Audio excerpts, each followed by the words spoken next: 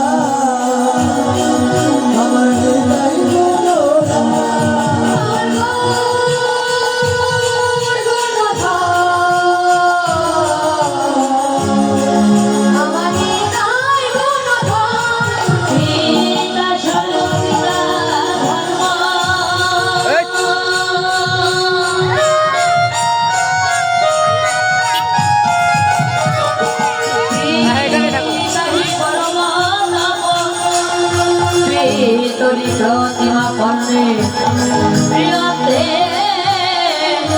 সর্বদেবতা হরে গুরু ব্রহ্মা গুরু বিষ্ণু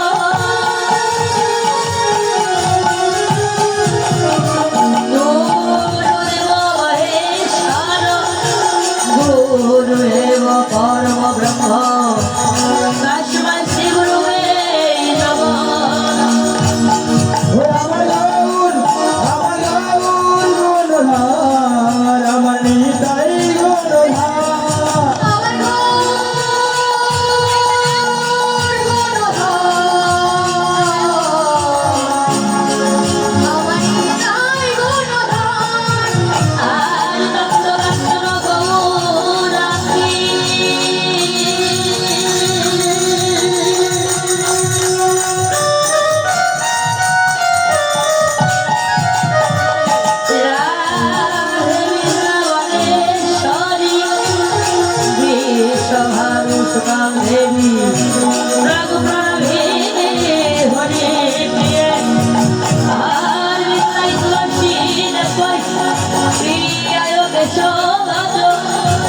कृष्ण भक्ति भावे देवी सत्यवक्ताय नमः नमः।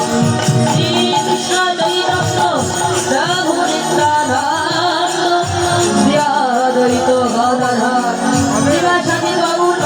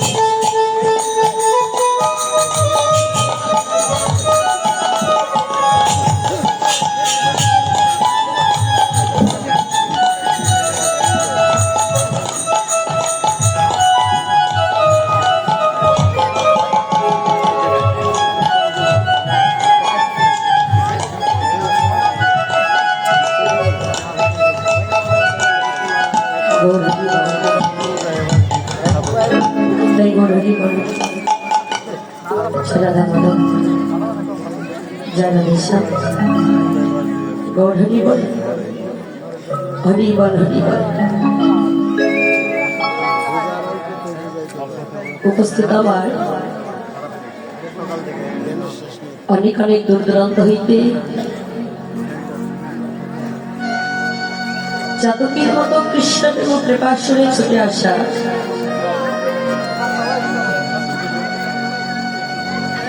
আমার সাধু বৈষ্ণব মণ্ডলী, আমার ভক্তিমতী মায়েরা এবং প্রাণীর প্রাণকে বৈষ্ণব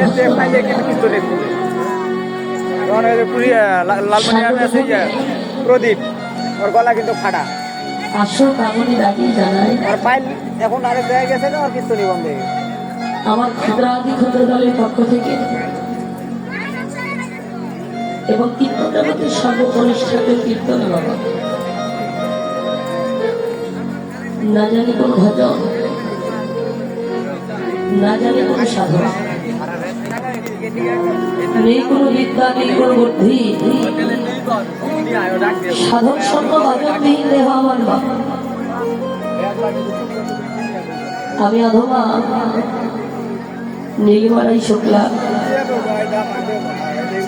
সর্বপ্রথম জানাবো আপনাদের মতো পরম বৈষ্ণব ভক্তি শ্রীপাদ পদ্মে আমার শত শত সহস্র কৌটি প্রণাম।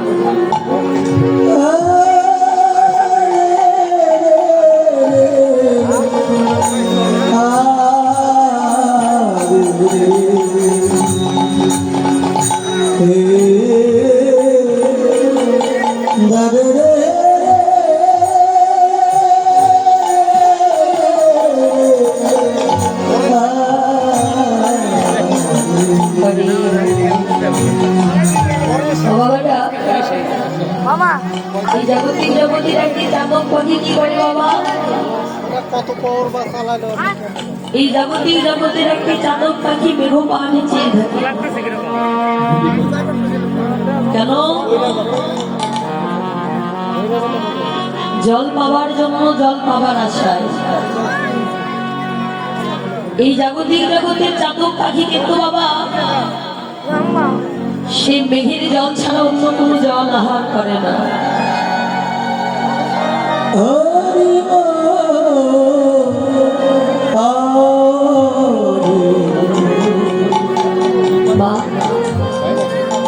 এই জাগতিক জগতের চাতক পাখি মেঘের জল ছাড়া অন্য জল আহার করে না।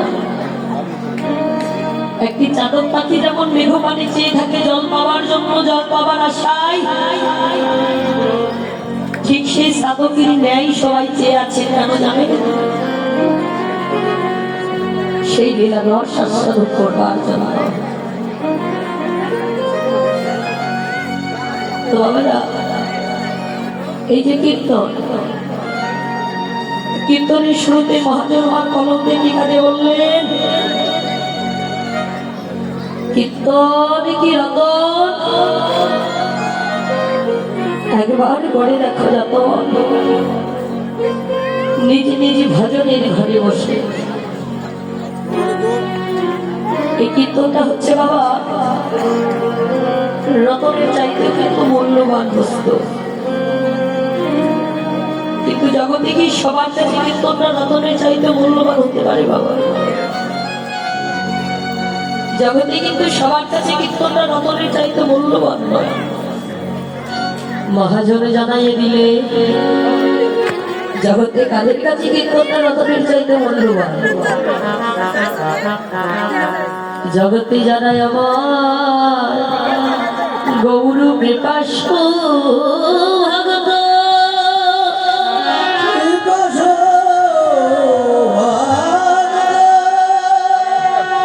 জগতে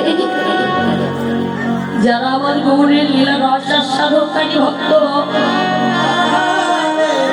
জগতে যারা আমার গৌরের অন্তরঙ্গ ভক্ত, একমাত্র তাদের কাছে কীর্তনটা রতনের চাইতে মূল্যবান। কিন্তু মা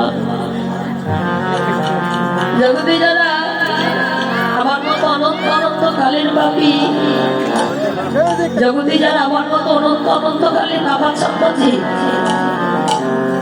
জগতে তাদের কাছে কখন কীর্তনটা নতরে চাইতে বড় হতে পারে না বাবা। তাই আসলে না,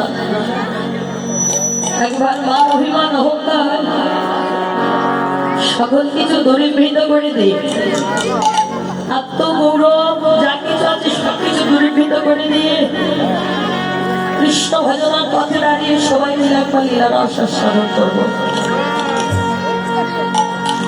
বাবা, এই জাগতিক জগৎ থেকে তো সবাই আমরা একদিন একদিন করে চলে যাবো না বলো? যেদিন চলে যাব মান অভিমান আত্মগৌরব অহংকার সবকিছু যাবে তো বাবা। এই জগতে সবকিছু পড়ে যাবে, শুধু আমাদের স্বর্ণ খাতাতে স্বর্ণ পড়ে যাবে। সবাই আমরা চলে যাবো পরমাত্মে ভগবানের কাছে। বাবারা, এই জাগতিক জগতের জীবনে এই জাগতিক জগতের বেলা যদি একবার ডুবে যায়, দেখবেন ঋষি প্রভাতকালে আবার জেগে উঠে। কিন্তু বাবা, এই জগতে যদি কোনো কৃষ্ণ ভক্তের জীবনের বেলা যদি একবার ডুবে যায়, এই জাগতিক জগতে কোন কৃষ্ণ ভক্তের জীবনের বেলা যদি একবার ডুবে যায়,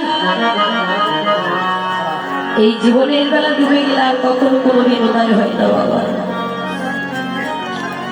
তাই এই জাগতিক জগতের জীবনের দিকে নয়, বেলার দিকে নয়, আমাদের প্রত্যেকটা ভক্তের জীবনের দিকে তাকিয়ে দেখুন। আমাদের জীবনের বেলা আর বেশি নাই রে বাবা। এখন আমাকে বলবেন, মাগো নীলিমা তুমি কি পাগল হয়েছ? আমাদের জীবনের বেলা শুরু না হতে শেষ হয়ে গেল বাবা। কারো 5-এ যায়, কারো 10-এ যায়, কারো 20 যায়, কারো 40-এ যায়। কত পিতার আগে পুত্র চলে যায়, কত মাতার আগে কন্যা চলে যায়। তাই বাবা,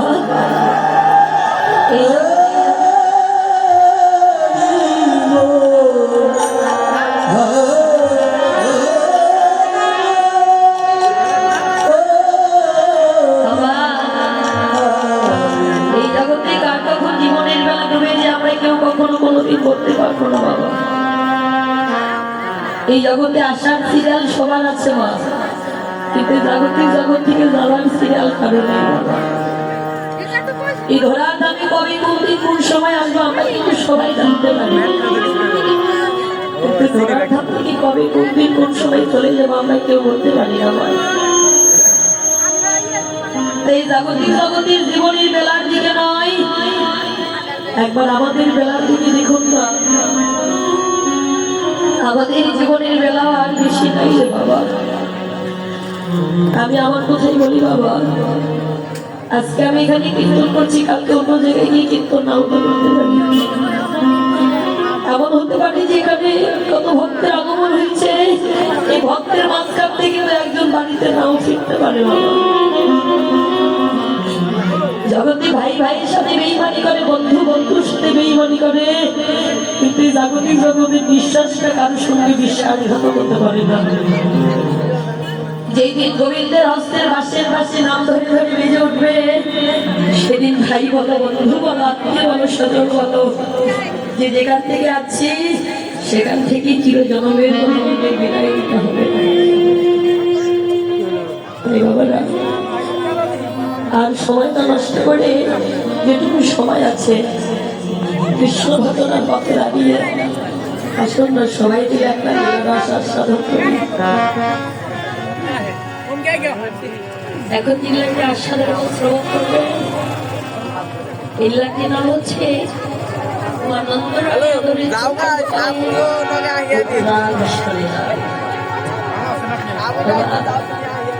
উত্তরাকৃষ্ণ শাস্ত্রের অর্থ কি? আর এই উত্তরাগোষ্ঠীর লোকাই বা কাহাকে বলা